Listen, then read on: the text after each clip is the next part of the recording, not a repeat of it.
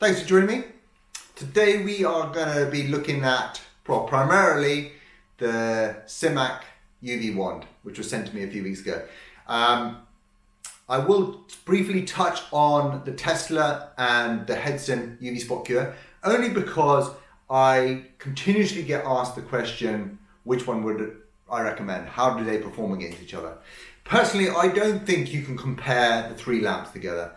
They're all unique in their own way, and they all target their own sort of sectors, I would like to say, because of their uniqueness.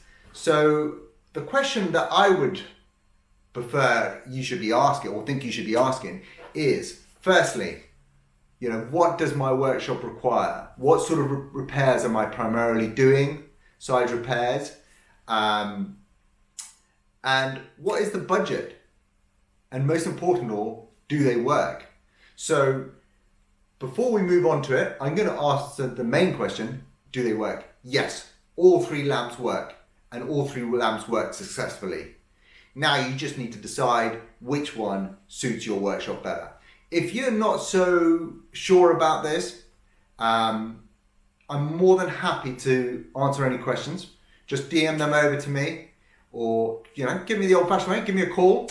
I'm normally available to answer a call and give you sort of 5-10 minutes, but I'd rather you had the help and advice, neutral help and advice, than the old sales pitch, which I'm not about.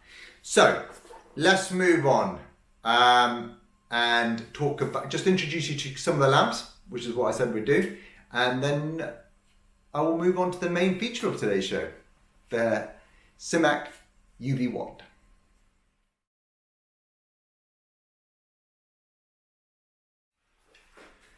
So the Tesla was my first one. It's the first lamp I used.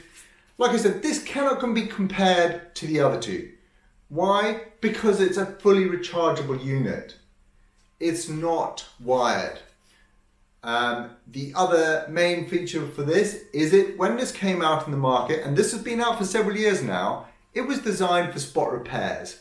So I would say probably nothing bigger than a football size repair. Now, don't get me wrong, I have done larger repairs with it. It just takes a little bit longer. But the primary use of this Tesla R100 is to do spot repairs. And if that's what you're looking for, then this would be one of your options. And also, the other thing about the Tesla UV Cure, it has a special place in my heart. This was my first ever UV curing lamp, and I don't know, I just have an affection for it. So, but now let's talk about the other ones. So the second unit we're going to briefly touch upon is the Henson UV Spock cure. I've had this for quite a while now. It was my next one up from the Tesla.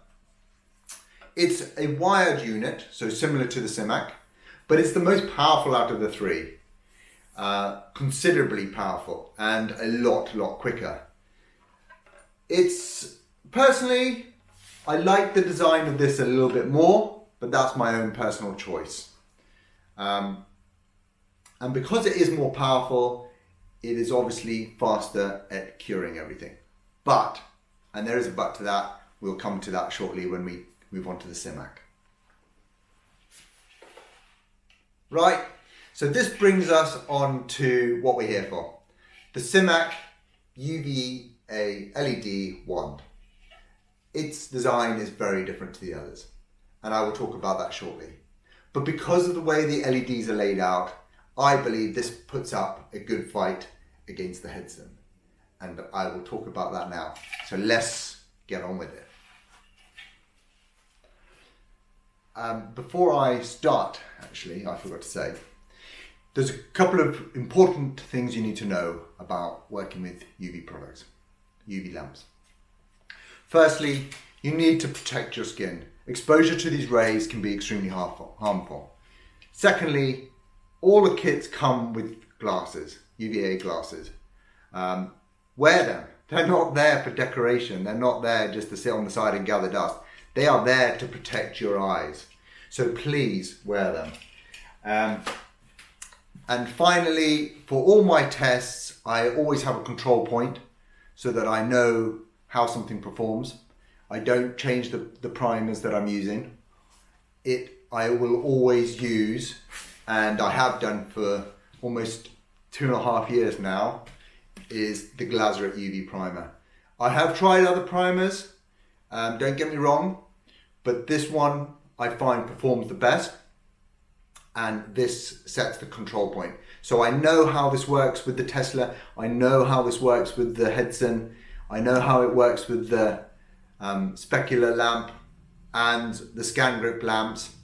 So it is my go-to testing primer and working primer. It is a little bit more expensive, but these products go a long way.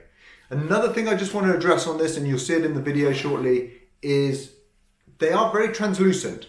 This particular product is not as translucent as the Sikkens, and this can confuse a lot of repairers or techs when they're priming. They think they then need to, haven't seen the coverage on it and they need to put more primer down. No, it doesn't work that way. It has to be translucent to allow the UV rays through to fully cure the product, the primer. You know, if you put on too much, you're not going to be able to fully cure that product and you're going to end up with some issues down the road. So the way to do it ideally is put, and you'll see this in the video, is put one light coat on or half a coat and cure it, flash it off. And this is the way I've always done it. So flash it off, literally 10-15 seconds, and then put a second full coat on and then give it your curing time, which we're going to discuss shortly. So that's it, really simple like that. You get an extremely high build out of this product, so you don't need to go crazy with it, all right? That is the other bad added feature to it. Okay, right, now let's get on with it. So as we've briefly touched on the introduction, the Symach is very different. The LEDs run in a long straight line, and the length of the lamp is 0.5 meter, so you get a really good coverage. It comes with a 9 meter cable between the lamp and the transformer, and a 1 meter cable between the transformer and the power. The lamp unit itself weighs 1.7 kilos, and the lamp produces 90 watts of power. Another feature to the Symach is that it has a 40-minute timer, which goes up in increments of 1 minute by simply pressing the on-off button. But to be honest with you, I don't know when you would ever use more than 5 minutes. The unique design of the Symach lamp allows you to cover a larger surface area. Right, some fun stuff. We're going to prime the bumper corner. So apply half a coat, as I said earlier, of UV primer, making sure you've covered all your damaged area. Straight away you can see how translucent the primer is, but don't worry about that, you are getting a really good coverage. Symach recommend for your first primer coat that you do 1 horizontal pass. Personally, I would do 1 horizontal, 1 vertical. You have nothing to lose, and it doesn't take that much longer. Now you can apply your second full coat. Again, repeat the procedure using the lamp. This time you want to have 2 full passes, 2 vertical passes and 2 horizontal passes, slowing the process down slightly.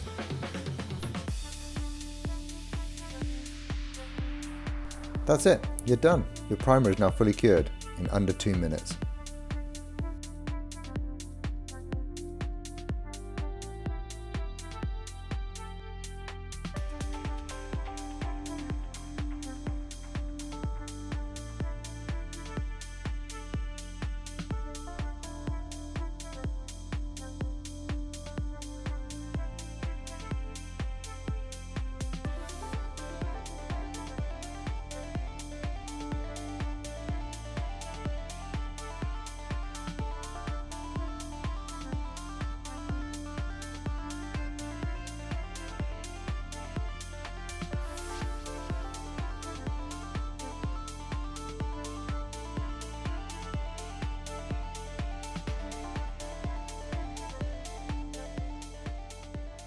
Right, so I hope you found that useful and you're coming away from it with a bit more information about the Symach wand.